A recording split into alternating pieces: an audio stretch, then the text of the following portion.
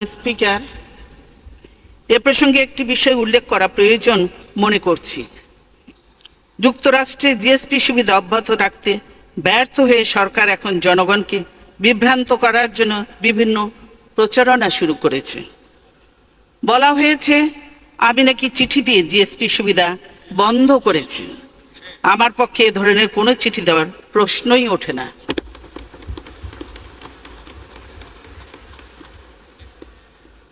এটা আমার চিঠি নয়। আমরা দেখাতে পারি, প্রমাণ দেখাতে পারি। আমি দেখাতে পারি প্রমাণ। কেউ বিদেশি একটি পত্রিকার শোনেন, কেউ বিদেশি একটি পত্রিকায় আমার নামে প্রচারিত একটি লেখার কথা বলেছেন। আমি এমন কোনো লেখা পাইনি, এমন কোনো লেখা পাঠাইনি, বরং যুক্তরাষ্ট্রের নেতৃবৃন্দের সঙ্গে আমার যতবার দেখা হয়েছে ততবারই আমি জিএসপি সুবিধা বহাল রাখা এবং বাংলাদেশের তৈরি পোশাককে এই সুবিধার আওতায় আনার সুপারিশ করেছি।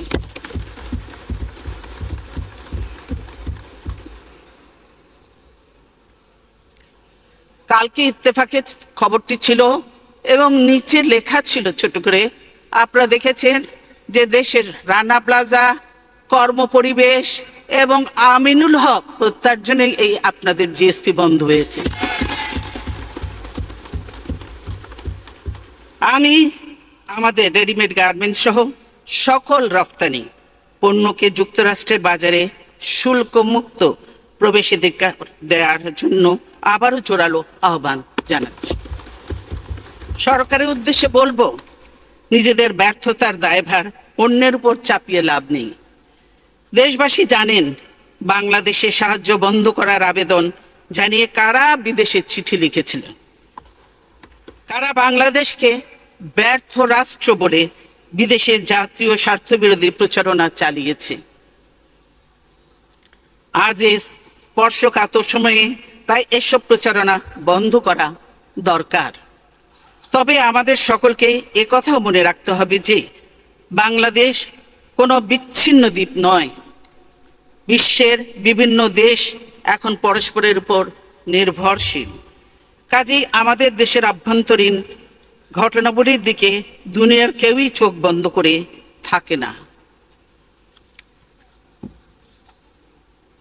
জনাব স্পিকার, রাজধানীর মতিঝিল এলাকার শাপলা চত্বরে হেফাজতে ইসলামের ব্যানারে অবস্থানরত আলেম ওলেমা, মাদ্রাসার ছাত্র, শিক্ষক ও ধর্মপ্রাণ মানুষদের বিতাড়িত করতে গত 5 মে দিবাগত গভীর রাত্রে যে যৌথ অভিযান পরিচালনা করা হয় তা আমাদের জাতীয় জীবনে এক গভীর ক্ষতের সৃষ্টি করেছে। পুরো ঘটনাটির উদ্দেশ্যে প্রকৃতি ও ক্ষয়ক্ষতি এখনো রহস্যের অন্ধকারে ঢাকা। সরকারের পক্ষ থেকে এ পর্যন্ত যা কিছু বলা হয়েছে তাতে সন্দেহ, অবিশ্বাস দূর হওয়ার বদলে তা আরও ঘনীভূত হয়েছে। আলেম সমাজের তরফ থেকে অভিযোগ করা হচ্ছে যে আলো নিভিয়ে রাতের অন্ধকারে তাদের উপর বর্বরোচিত গণহত্যা চালানো হয়েছে। তারা অভিযানের যে বিবরণ দিচ্ছেন ও হতাহতের যে সংখ্যা উল্লেখ করছেন তাতে শিউরে উঠতে হয়।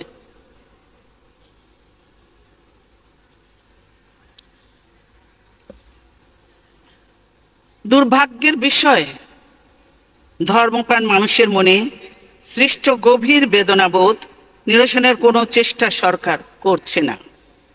বরং প্রধানমন্ত্রী, বিভিন্ন মন্ত্রী ও সরকারি দলের নেতারা নানা ধরনের উপহাস, পরিহাস ও ব্যঙ্গ বিদ্রুপাত্মক মন্তব্য করে চলেছেন। এর পরিণাম কখনো শুভ হতে পারে না। আমরা দেখেছি কিছুদিন আগে বিভিন্ন ব্লগ ও ওয়েবসাইটে এদেশের সংখ্যাগরিষ্ঠ মানুষের ধর্মপবিত্র ইসলাম আল্লাহ ও মহানবী হযরত মুহাম্মদ সাল্লাল্লাহু আলাইহি সাল্লাম সম্পর্কে এক শ্রেণীর বিপদগামী লোক কুরুচিপূর্ণ কুৎসা রটনা করে। এতে মানুষের ধর্মীয় অনুভূতি আহত হয়। পৃথিবীর কোনো দেশেই এ ধরনের হীন কার্যকলাপ বরদাস্ত করা হয় না। উচ্চ আদালত থেকে এর বিরুদ্ধে কার্যকর ব্যবস্থা নেওয়ার জন্য নির্দেশ দেওয়া হয়। দুঃখের বিষয়, সরকার এ ব্যাপারে কিছুই করেনি। এই ধর্মদ্রোহী ব্লগারদের কেউ কেউ শাহবাগের মঞ্চে নেতৃত্ব দিতে থাকে। সমাবেশের প্রতি সরকারের আনুকূল্য, সার্বিক সহযোগিতা ধর্মপ্রাণ মানুষের মধ্যে ক্ষোভের সঞ্চার করে। তাদের মধ্যে এই ধারণা সৃষ্টি হয় যে সরকার ধর্মদ্রোহী ব্লগারদের পক্ষ নিয়েছে। সরকারের সমর্থন ও আশকারাতেই এই ধর্মদ্রোহীরা মানুষের ধর্মীয় অনুভূতিকে আহত করার সুযোগ পাচ্ছে। এই পটভূমিতেই আলেম সম্প্রদায় ও কওমি মাদ্রাসার শিক্ষক ছাত্রদের সমন্বয়ে গঠিত হেফাজতে ইসলাম নামের অরাজনৈতিক সংগঠনটি শান্তিপূর্ণভাবে প্রতিবাদ জানাতে শুরু করে।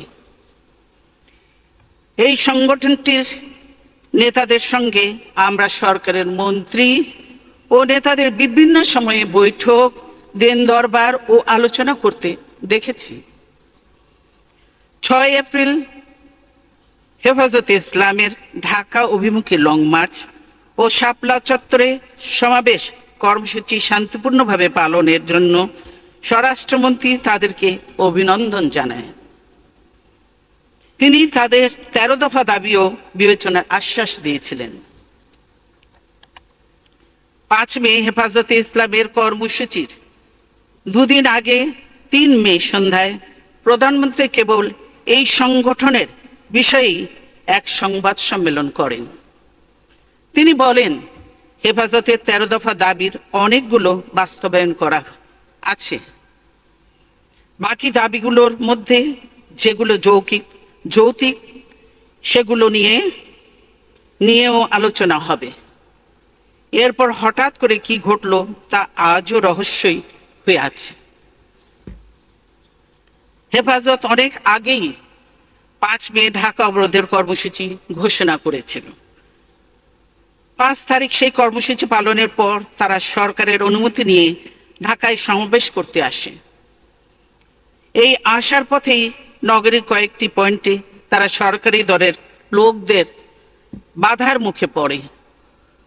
সরকার সমর্থক সন্ত্রাসী ও আইন শৃঙ্খলা বাহিনীর যৌথ হামলায় অনেকেই হতাহত হয়। সরকারি সূত্রে শাপলা চত্বরের বাইরে মোট 11 জন নিহত হওয়ার কথা স্বীকার করা হয়েছে। সরকারি দলের এই ক্যাডারদের আগে থেকেই কেন জড়ো করে রাখা হয়েছিল তার জবাব পাওয়া যায়নি। শাপলা চত্বরে হেফাজতের মূল সমাবেশ শান্তিপূর্ণ হলেও গুলিস্তান, বায়তুল মোকাররম, বিজয়নগর এলাকায় সংঘর্ষ